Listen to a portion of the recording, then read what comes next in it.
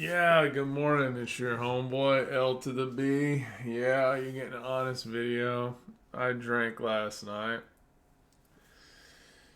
Not all that much, but uh, and I've got people contacting me from years ago. So I got work. And I enjoy sleep. But I slept really, really, really good. Had a lot of cool dreams. Hmm.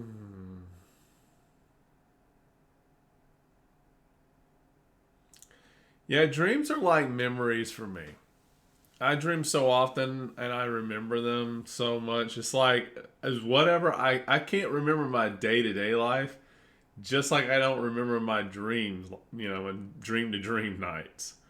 So it's kind of like everything kind of gets lumped in together.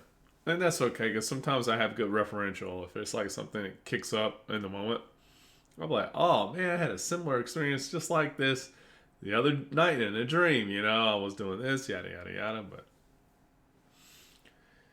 anyways, this is my gratitude video. I'm happy that I had a wonderful dream. A bunch of dreams. Rested really well.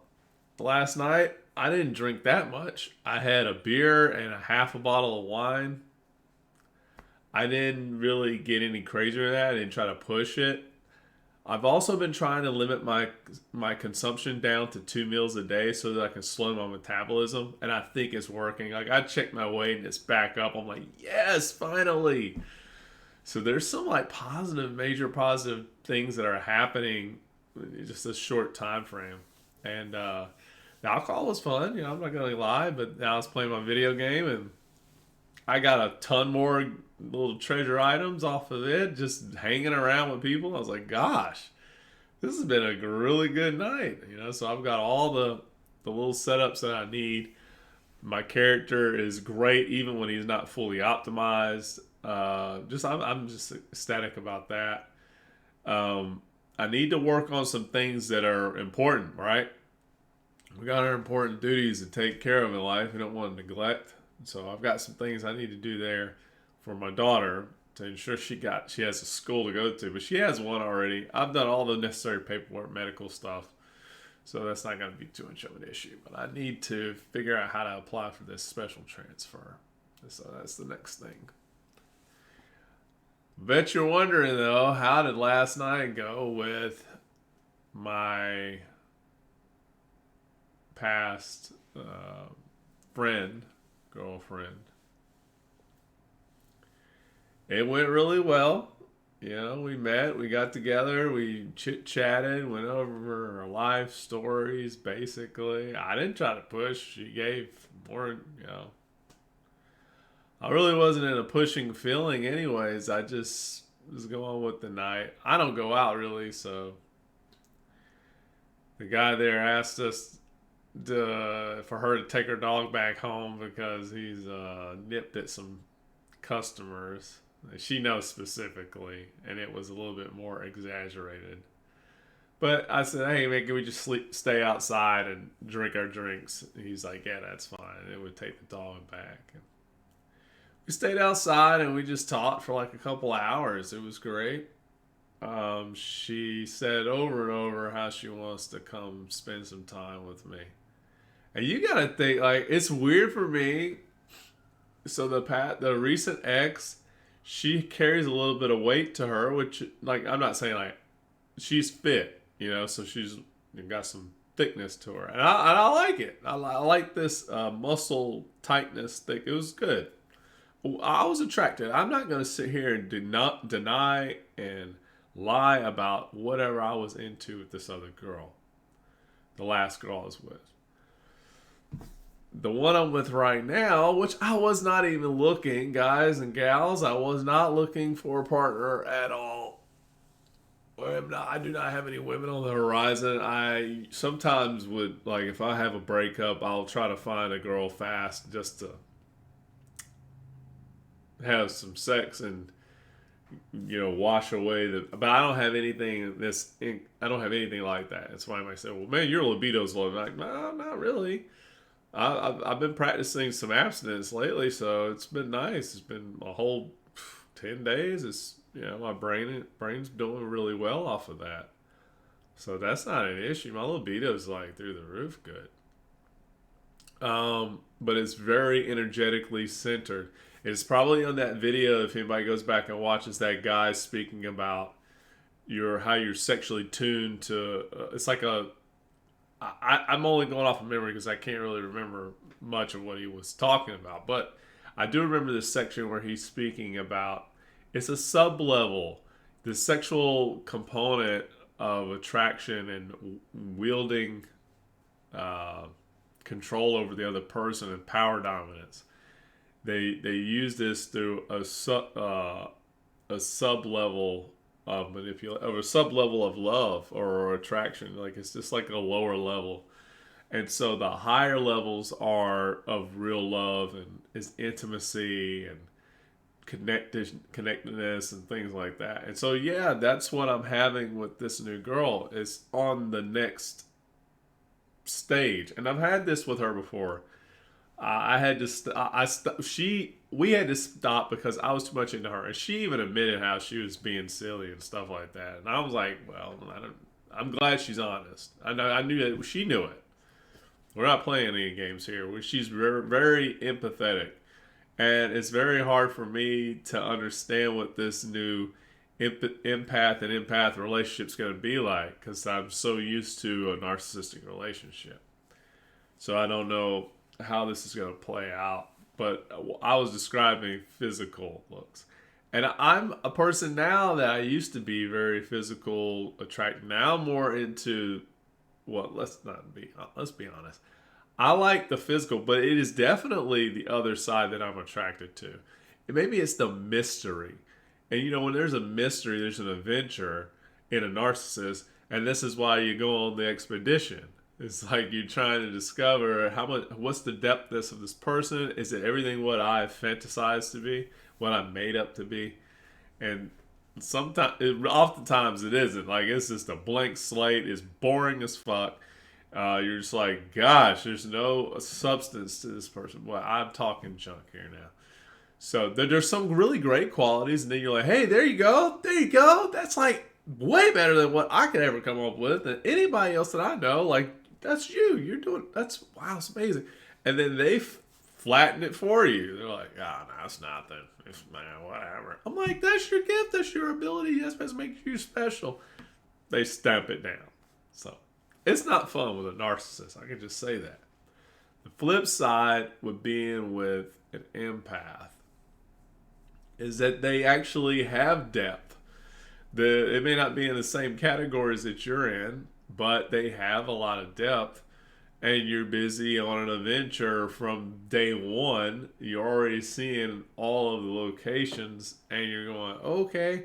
But that's where the attraction, I think, falls a little down a little bit because there is no mystery or holdback. And ironically, I used to be very tuned in, turned on with her in the past. I'm not tuned on to any chick at the moment.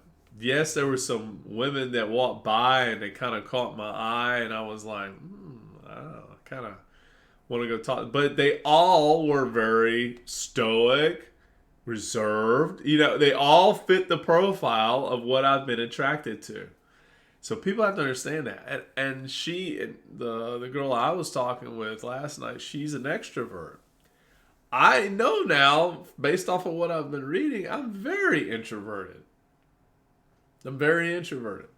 Now, I remember when I was going out with her a couple years ago, she was constantly having me come out, go out, let's go out, let's go out.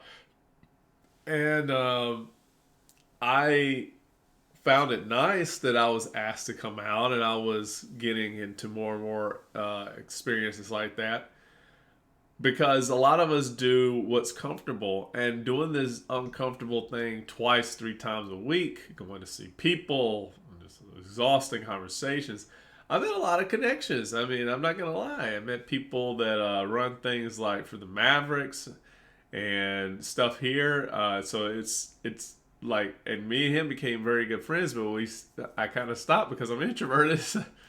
This is the reason why my relationships or my relations with other people are very minimal, because I'm very off. I stay away from most things, and that's my comfort zone. That's an introvert. And somebody might say, "Well, do you, man?" That's nah. It's good to break out of the comfort zone, just like it's good for an extrovert to do something that ain't always going out all the time. They don't always need to be seen, heard, and they need the other half. And that in itself is a good pairing. It doesn't always have to be opposites attract and empaths and narcissists. It could just be other traits or characteristics that people can pair up on. And she's one of those, and I come out of my shell really easy. So it doesn't matter. Even I was there by myself, I still come out of my shell. It doesn't matter. But that's just how my nature is. Anyways, I was describing the physicality.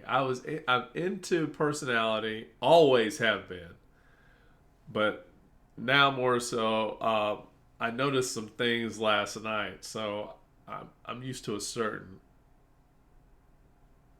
width, and she's like a bean. She's so small, and in the past, that's actually one of the things that was attractive to me was how thin she was. I was like, wow, I kind of find her thinness is attractive. Now I'm like, it's not a turnoff at all, but it's like it's caught me off guard, because whenever I put my hand on the small of her back, because last night she went in for a kiss. I didn't go in for the kiss. I was like, I just want to come home and play the video game, I think. But I enjoyed a good time, conversation, everything. I'm trying to look at, am I in am I attracted to the same person like I once was? And in aspects, yes, I am. I definitely.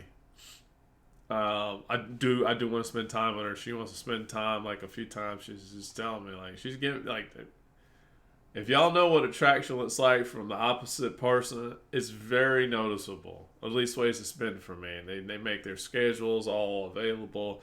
They tell you they have time for you. Like there's never enough time. And so that's what she's throwing on the table. She wants to have some and sushi and a movie, something. Yeah, I can do that. I'm about wrapped up on the game, anyways. I've This is a good place to be. I can come back. I can leave it. It's a good place on a video game. I don't like to be compulsive too much. So